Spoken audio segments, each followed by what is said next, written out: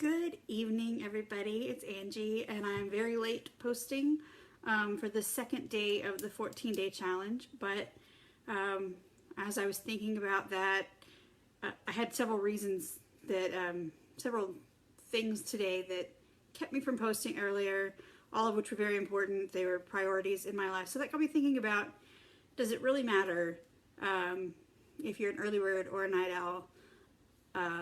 And I thought, well, as long as you aren't the worm, right? Because what matters is that you do get things done, and you get things done when it's most productive for you. So I started looking into that a little more. Turns out there's a lot of studies that support that. Everything from specific chronotypes, and the guy who did that study labels larks, owls, and third birds. So there's like a third category of birds that's somewhere in between the early birds and the night owls. And that most people, they fit, their most productive times are broken into 90-minute increments.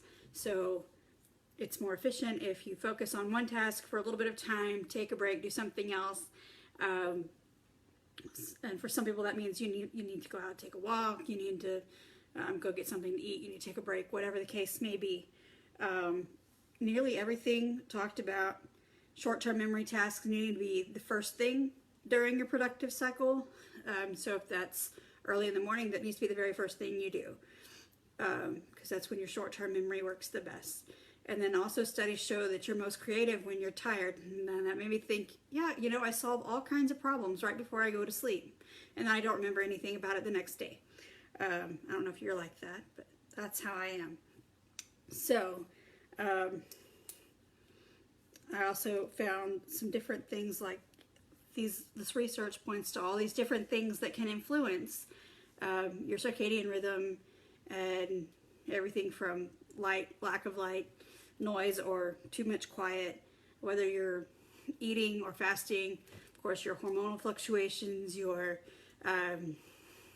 blood sugar levels, anything health-wise you may have going on, all of that can influence your circadian rhythm. And then all of the things said, this is where I got my whole, does it matter as long as you aren't the worm. Put that first thing that's the most important priority to you and get it done first. And during your most heightened high period of productivity. So whatever, to find your highest time of productivity, there's different recommendations. Paying attention to your body obviously would be one of them, and your focus and your outcomes. And I found this whole strategic way that people have charted their rhythms to find their most productive times of day. And if that's something that you'd be interested to learn more about, so that you can find your most productive time of day, whether you're an early bird or a night owl like me,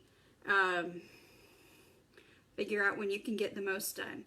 And of course, this doesn't fit in with the regular work day for most people, but I'm able to be a lot more flexible in my life as a stay-at-home mom and homeschooler, and I'm able to pay attention to what my kids' needs are at the time. But anyway, if you'd like some tips on how to find your rhythm and work within your most productive time, I'll be glad to send you what I have found if you'll just shoot me a message, and I will see y'all tomorrow. So thanks for watching.